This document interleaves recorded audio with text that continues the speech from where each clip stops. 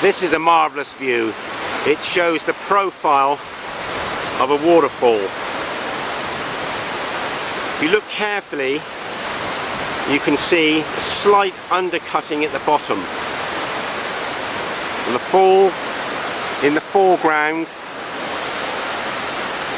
and then you've got the rapids in between the two falls. And you've got the spray in the background which will nourish the vegetation.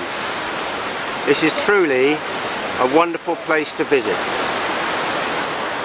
Although this is the dry season and there's not a lot of water here by comparison, it's still worth a visit, and it's encouraged me to make 1 or 2 more visits.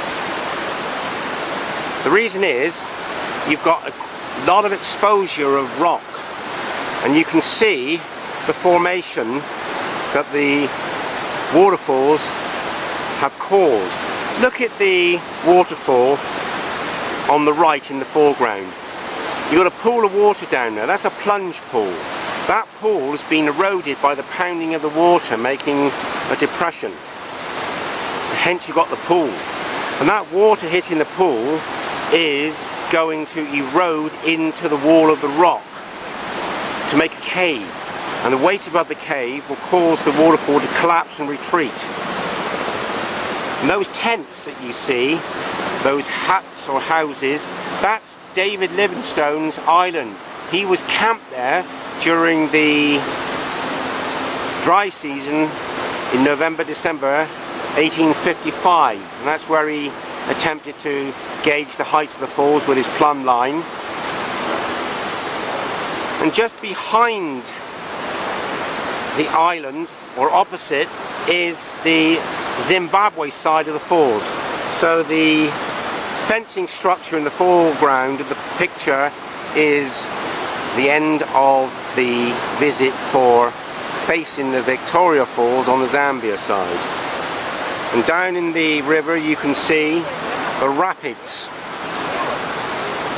And halfway along the picture you will see a bush on the high side of the rock. Well, that is the first gorge, and all that water pours through there. This time of year there's not a lot of water going through there, and that's why it's very good for novice rafting, whitewater rafting.